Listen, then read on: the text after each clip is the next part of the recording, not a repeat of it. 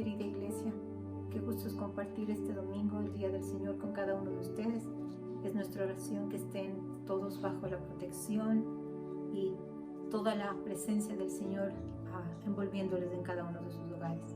También queremos darles la bienvenida a todas las personas que por primera vez se conecten con nosotros y esperamos que tengan un tiempo de mucha bendición al recibir lo que Dios tiene para ustedes. Por otro lado, es siempre una bendición, es un gozo poder traer las primicias y sembrar en el reino de Dios, sabiendo que este es el principio de honra para aquel que es el proveedor, para aquel es quien es la fuente de todo lo que nosotros tenemos.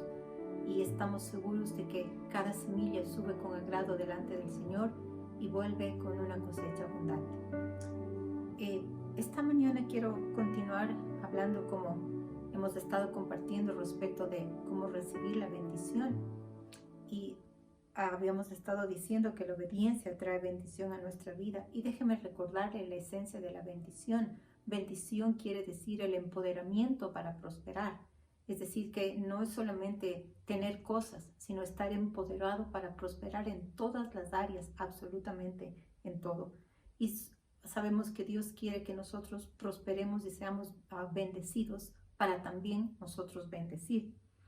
Generalmente hablamos de qué hacer para recibir la bendición. Sin embargo, hay un versículo importante en la Biblia del que quiero hablar esta mañana que nos enseña qué no debemos hacer para recibir la bendición. Y vamos a ir al Salmo 1, el verso 1 en la Reina Valera. Bienaventurado el varón que no anduvo en consejo de malos, ni estuvo en camino de pecadores, ni en silla de escarnecedores se ha sentado. Déjeme leer la versión amplificada.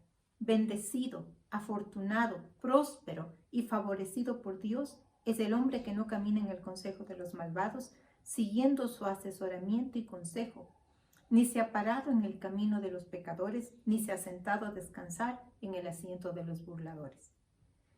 Entendemos que obediencia entonces implica hacer algunas cosas, pero también requiere no hacer algunas. Y según este versículo vemos quién será bendecido. Número 1, el que no anduvo en caminos de malos. Es decir, no estuvo siguiendo su consejo, su asesoramiento, no vive bajo el gobierno de ello, en otras palabras. Y vemos en este versículo cómo se da una progresión. Es decir, primero no camina, no se detiene y no se sienta.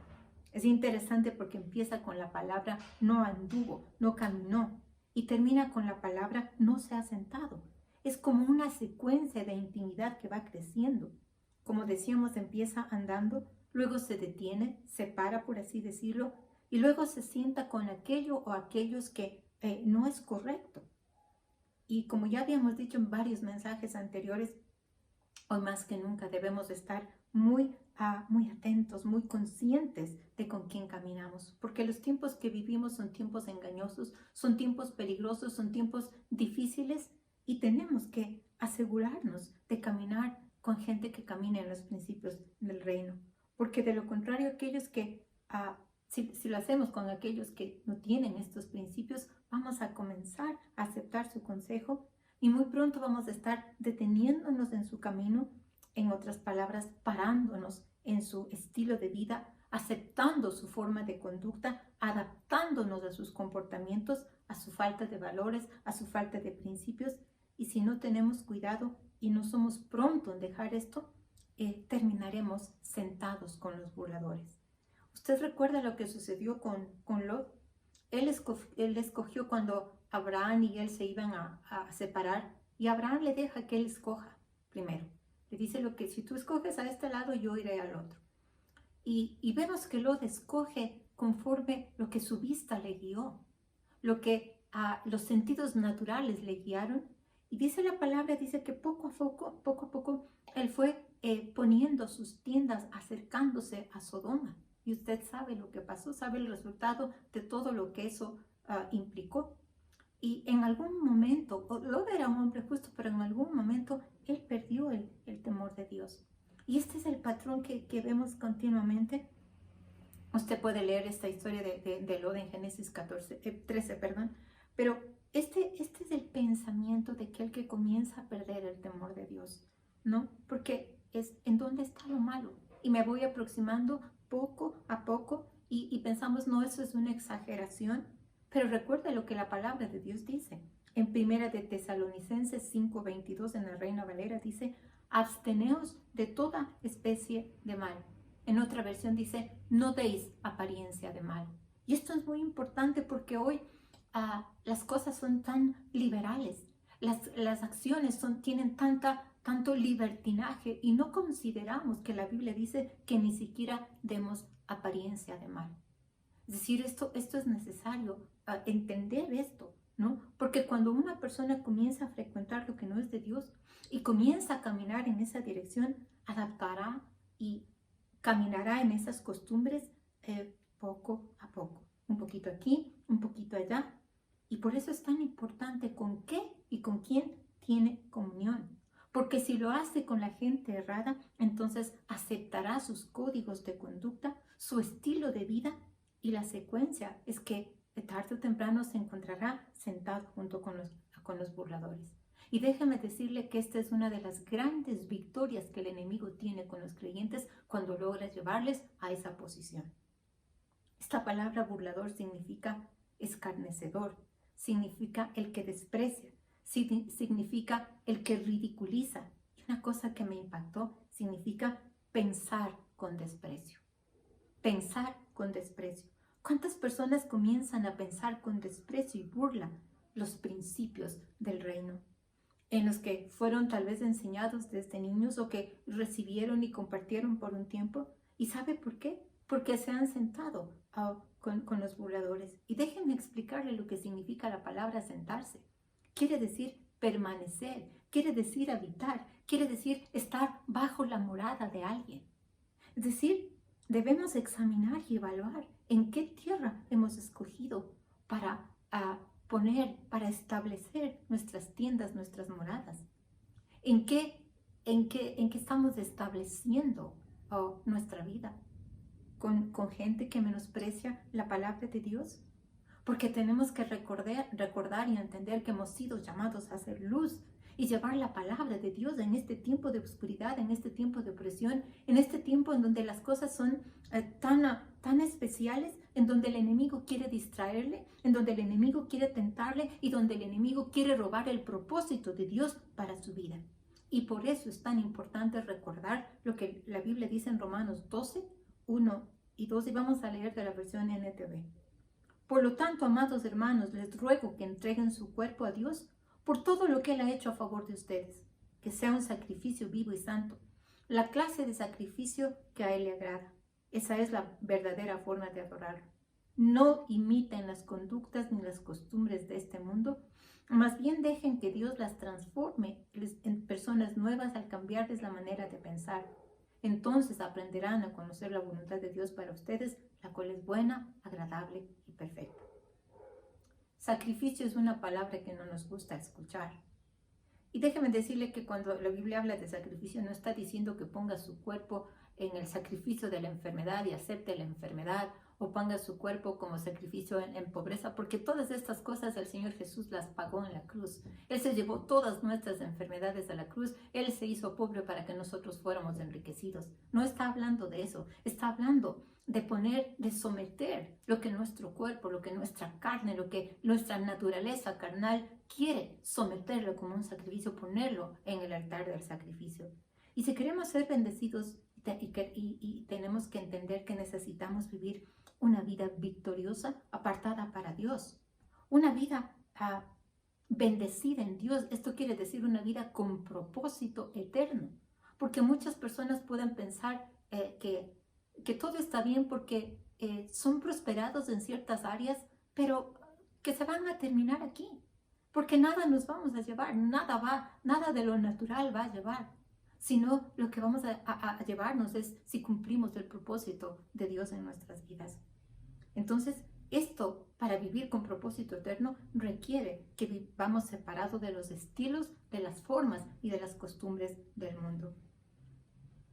Dios quiere que seamos bendecidos, que seamos empoderados para prosperar en todas las áreas y que seamos bendecidos para bendecir. Pero mucha gente no está recibiendo o se está perdiendo, por así decirlo, la bendición por no obedecer la palabra, caminando en el consejo del impío. Mire lo que dice Proverbios 14:12 de la Reina Valera. Hay camino que al hombre le parece derecho, pero su fin es camino de muerte. La traducción La Pasión dice de una manera muy fuerte. Dice, puedes racionalizar todo lo que quieras y justificar el camino de error que has escogido, pero al final encontrarás que tomaste el camino de destrucción. ¿Qué serio es esto? ¿Qué profundo es esto? Necesitamos pensar bien en cuál es el camino que estamos siguiendo. Proverbios 16:25 de la traducción La Pasión dice, delante de cada persona hay un camino que parece ser el correcto para tomar, pero este le lleva directo al infierno o directo a la muerte. Por eso hemos estado hablando de sabiduría, hemos estado hablando del temor de Dios, hemos estado hablando de obediencia para saber tomar el camino y escoger el camino de la vida, el camino correcto. No importa en qué estación de su vida esté usted, si es en la primavera, si es en el otoño, si es en el invierno, no importa. Es necesario que revise sus caminos porque la Biblia habla muy claramente de que tenemos que escoger el camino correcto. Y mira lo que dice en Deuteronomio 30:19. A los cielos y a la tierra llamo por testigos hoy contra vosotros, que os he puesto delante la vida y la muerte, la bendición y la maldición. Escoge pues la vida para que vivas tú y tu descendencia. Nuevamente encontramos que aquí se trata de una decisión. Somos nosotros los que escogemos vivir en la bendición o vivir en la maldición. Vivir vida o muerte. Y el punto es que no solamente implica nuestras vidas, pero abarca aún nuestras generaciones, porque la Biblia dice que la maldición alcanza a la tercera y cuarta generación, en tanto que la bendición alcanza 1000 generaciones. Y esto es necesario hacer, ¿no? Volviendo al Salmo 1, decíamos que esta es una progresión, el llegar a habitar y sentarse con los burladores. Es decir, es algo que no sucede de la noche a la mañana, sino que es un proceso, que se empieza a caminar, que se empieza a parar junto a ellos, a aceptar a lo que dicen, a escuchar el consejo, a recibir el consejo. Y déjeme decirle que una de las cosas que el enemigo siempre va a tratar de llevarle a hacer es razonar en contra de la palabra de Dios. Él es el que opera en el mundo y nosotros tenemos contacto con el mundo a través de la mente y a través de los sentidos naturales. Por eso la mente tiene que ser renovada con la palabra de Dios, para que el momento en que usted reciba o escuche el consejo del enemigo o el consejo del mundo, el consejo que está contrario a la palabra de Dios, inmediatamente usted lo rechace y se aparte de él. Tenemos que entender que la respuesta para vivir una vida bendecida, una vida separada, apartada para Dios, una vida que le agrada a Dios, no es volverse un ermitaño. No es que nunca hablar con la gente. De lo contrario, la pandemia y todo este confinamiento nos habría santificado y nos habría hecho santos. Pero ¿sabe qué? Una persona puede estar metida detrás de muros y sin embargo tener pensamientos inmorales.